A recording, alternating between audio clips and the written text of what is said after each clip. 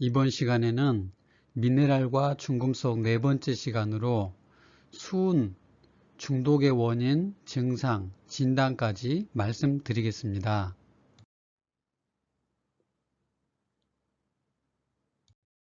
수은은 원자번호 80번 상온에서 액체인 금속입니다.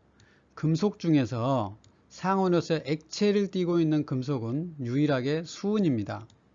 물수 은은 해서 색은 은색인데 액체를 띠고 있어서 수은이라고 한자명이 되었습니다. 상온에서 쉽게 증발이 되어서 흡입이 되고 폐세포에 흡수가 잘 됩니다. 자연계에 존재하는 세 가지 형태는 원소수은, 무기수은, 유기수은 이 세 가지 형태로 존재하고 특별히 메틸수은, 유기수은의 일종인데요.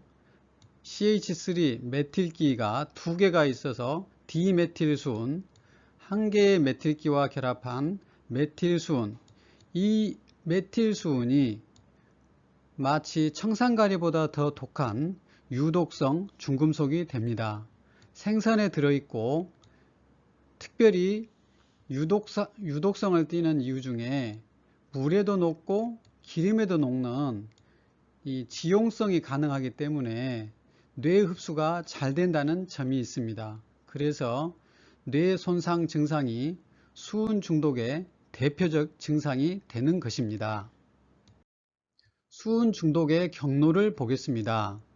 수은은 형광등, 수은전지, 체온계, 혈압계 등에 수은이 들어갑니다.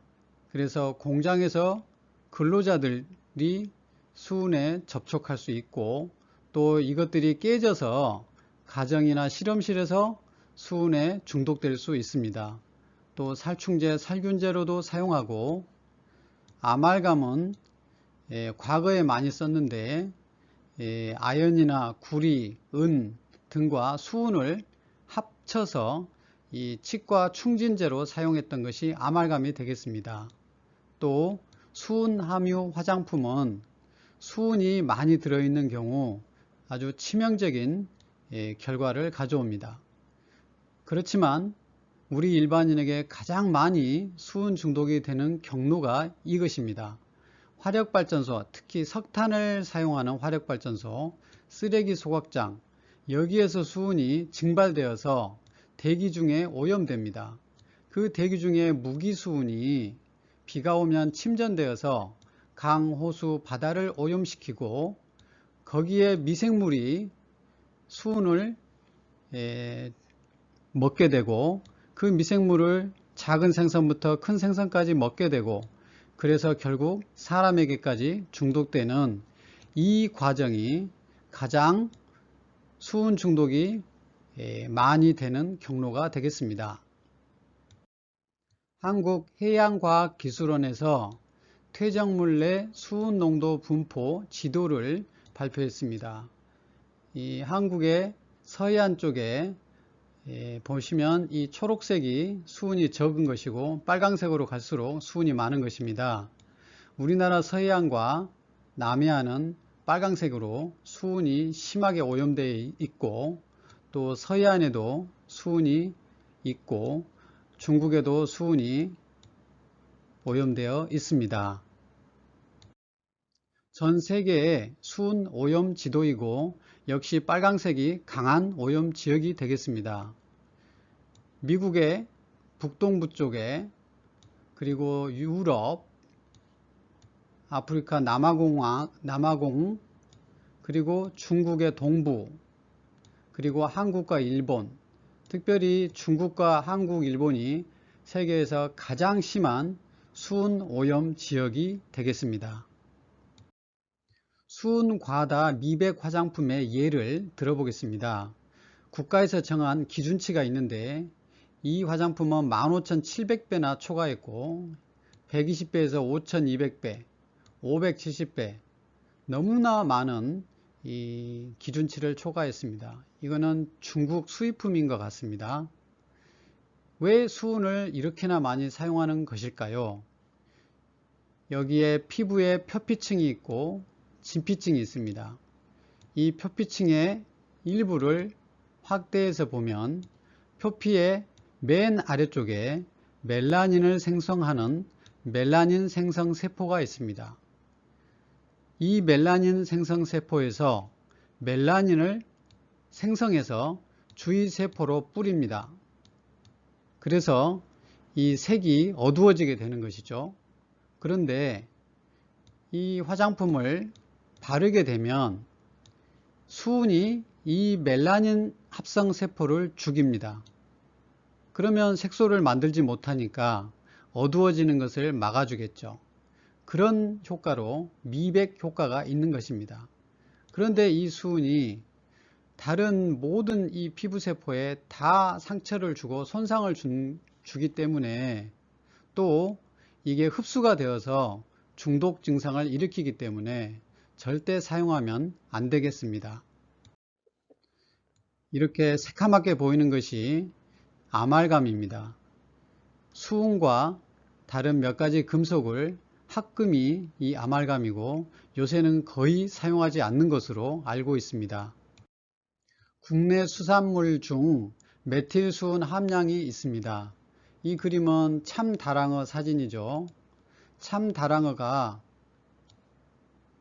kg당 0.527mg으로 가장 높습니다. 그리고 날개다랑어, 그리고 고등어, 갈치 이런 생선들이 작지만 있습니다. 멸치, 까나리 등 작은 생선은 수은 함량이 적고 점점 조기 고등어, 그리고 참치, 연어 이런 큰 생선으로 갈수록 수은 함량은 높습니다. 여기 수은 걱정 없이 생선 먹는 법이 나와 있습니다. 내장, 알, 껍질, 또 생선의 눈알, 여기는 지방이 많은 성분입니다. 메틸수은은 지방에 잘 녹는다고 했지요. 그래서 내장, 알, 껍질, 생선의 눈알, 이것은 꼭 제거하고 드시는 것이 좋겠습니다. 또 채소를 곁들여 먹으면 섬유질이 수은과 흡착해서 대변으로 배설시키기 때문에 좋습니다. 또 셀레늄과 비타민C도 수은과 결합해서 소변으로 배출시킵니다. 임신부는 큰 생선을 일주일에 100g 이하로 먹어라 이렇게 나와 있는데 저는 이것도 안 먹으면 좋다고 생각합니다. 우리나라 수산물 수은 함량 조사가 있는데요. 이 그림이 잘 나와서 제가 가져왔습니다. 여기서 주목해서 볼 내용이 홍합, 바지락, 꼬막, 어패류입니다. 우리가 정말 많이 먹는 어패류가 수은 함량이 얼마나 많은지 알 수 있습니다. 또 쭈꾸미, 오징어, 백합, 대구, 낙지, 우리가 많이 먹는 생선이 또 꽤 많은 함량을 보이고 나머지는 대체로 이런 순서대로 작은 함량을 보이고 있습니다. 아무튼 이걸 참고하셔서 생선은 절제하셔서 좋다고 생각합니다. 이 사진은 참다랑어입니다. 회를 먹는 참다랑어, 이거는 가다랑어, 참치 통조림을 만드는 가다랑어이고, 이거는 커봐야 5 내지 10kg도 안 되는 작은 생선이고, 이거는 수백 kg가 나가는 큰 생선입니다. 그래서 참치회를 만드는 참다랑어는 통조림을 만드는 가다랑어에 비해서 메틸수은이 그러니까 가다랑어가 참다랑어에 비해서 10분의 1이 안 됩니다. 그래서 참치 통조림은 어느 정도 안심하고 먹어도 된다, 이런 결론이 되겠습니다. 여기 참치 통조림과 고등어, 갈치 등 우리가 먹는 생선의 메틸수은의 평균 함량을 보니 0.03, 0.03 같습니다. 그래서 참치 통조림을 크게 걱정 없이 먹어도 되겠다 생각이 듭니다. 그런데 참치 통조림을 하루에 450g씩 20일 동안 먹었던 실험이 있습니다.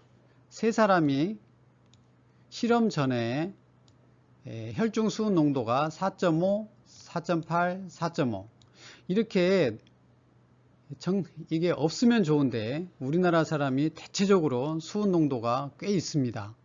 그래서 5일차, 10일차, 15, 20일차 조사를 했는데 혈중 농도가 점점 상승합니다. 그래서 이렇게 꽤 높은 수준으로 상승합니다.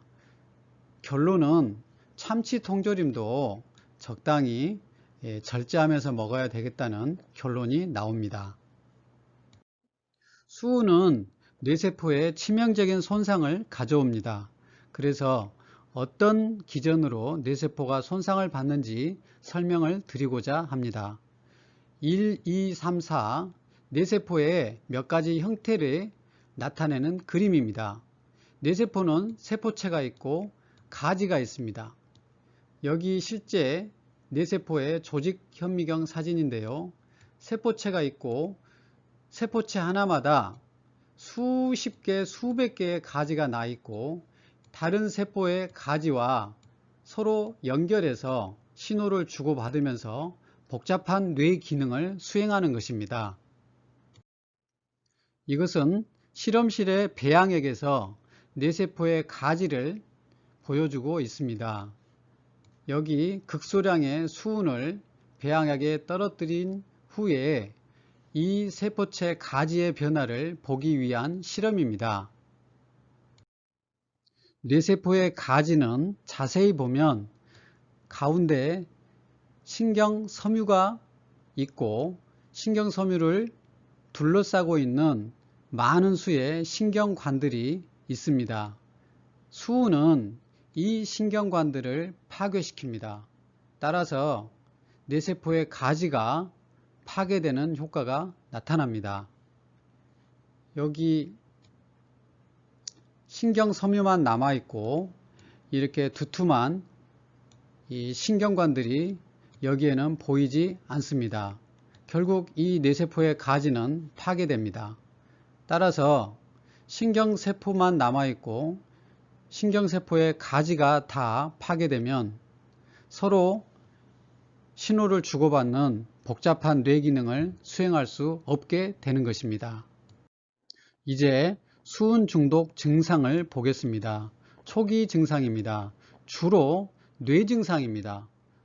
감각, 운동, 정신적인 부분 세 부분으로 나누었습니다. 초기에는 감각 이상으로 청력이나 시력이 저하되고 촉각의 이상, 저림 등의 증상이 나타납니다. 운동 이상으로 조화로운 운동을 할 수 없습니다. 어떤 복잡한 그런 작업도 할 수 없고 운전도 좀 어렵게 되겠죠.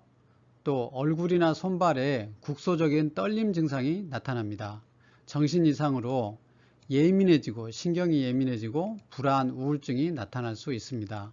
시간이 진행하면 감각 증상이 심해져서 청력이나 시력이 심하게 떨어지고 피부는 감각이 아예 없어질 수 있습니다. 또 운동에 조화로운 운동이 상실되어서 간단한 작업도 하기 힘들고 걸어가는 것도 힘들어서 자꾸 넘어지게 됩니다. 또 강직성 경련처럼 간질 증상도 나타날 수 있습니다. 또 정신 이상으로 인격이 변화해서 폭력적이 되거나 또는 조현병, 정신분열병이죠.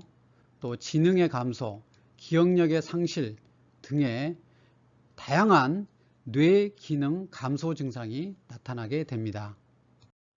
뇌 증상 외에도 초기 증상으로 극심한 피로감과 무력감, 또 식욕이 감소되고 소화도 안 되어서 거의 먹지를 못하고 체중이 감소됩니다.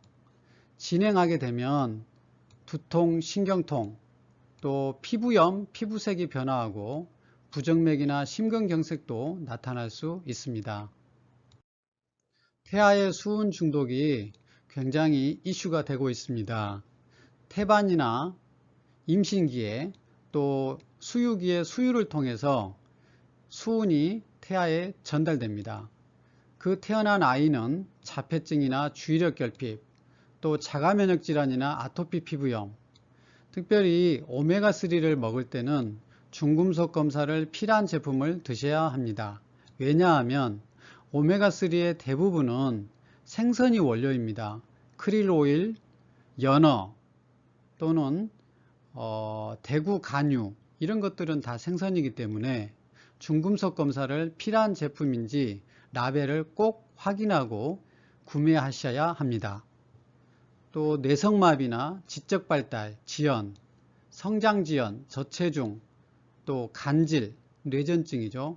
이런 돌이킬 수 없는 태아의 수은 중독 증상이 나타납니다. 그러므로 임신부나 수유부는 생선의 섭취를 제한을 권유합니다. 한국이나 미국이나 비슷합니다. 일주일에 참치는 400g 이내로 먹고 참치회는 큰 참치라겠죠. 일주일에 10점 이하로 먹으라고 권장합니다. 그렇지만 저는 가급적이면 이보다 훨씬 적게 드시거나 아예 드시지 않는 것이 좋다고 생각합니다. 미국 컨슈머 리포트는 미국 소비자협회에서 발간하는 잡지입니다. 거기에서 임산부는 참치를 아예 먹지 마세요 라고 광고를 했습니다. 미나마타병, 수은의 뇌세포 손상 기전에 관한 유튜브이니 참고하시면 좋겠습니다.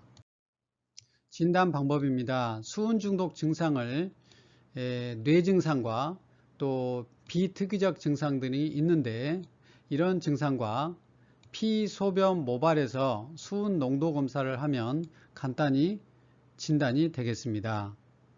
여기까지 수은 중독의 원인, 증상, 진단에 대해서 말씀드렸고 이 다음 시간에는 몇 가지 사례와 치료 방법, 예방 방법에 대해서 말씀드리겠습니다. 감사합니다.